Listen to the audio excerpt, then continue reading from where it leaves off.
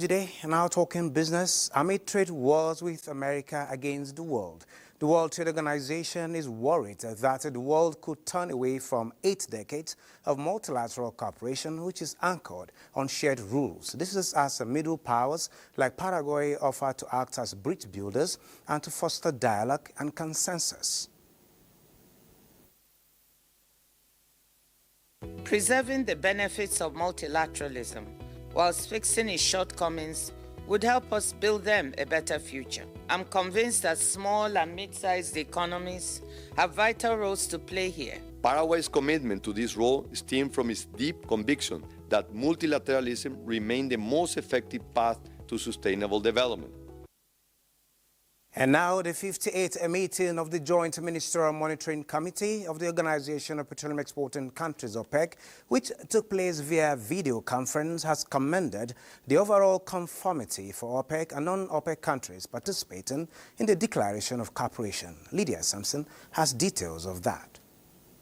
The Joint Ministerial Monitoring Committee reviewed the crude oil production data for the months of November and December 2024 and noted that the improved conformity further reaffirms the Declaration of Cooperation countries' shared objectives of unity and cohesion.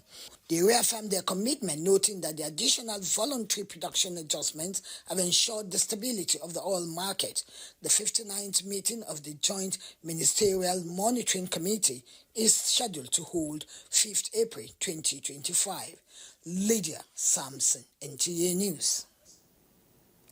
And back home, the Minister of State for Finance, Doris Anite, is extending the federal government's palliative program to include students across the country and residents of the Federal Capital Territory, building on the successful distribution previously conducted in Imo State. Dr. Anite, while also reaching out to rural dwellers at the weekend, emphasized that while the palliatives address immediate needs, they form part of the broader economic reform agenda of President Bola Ahmed Tinubu's administration. The initiative has reached multiple demographics across the FCT area councils with beneficiary groups, including student bodies, women's association, community organizations, and vulnerable groups. Sunday, as Sefon, Senior Special Assistant to the President on Student Engagement, commended the gesture, describing it as succor for students in difficult times.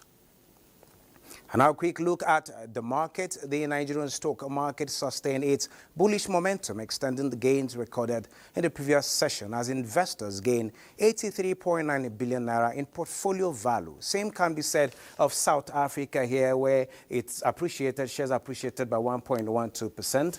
And for Tunisia, it is a downtrend of 0.16%. Well, this is it on business. Keep a date with us for a fresh edition, but that will be tomorrow. It's time to take a break. Do stay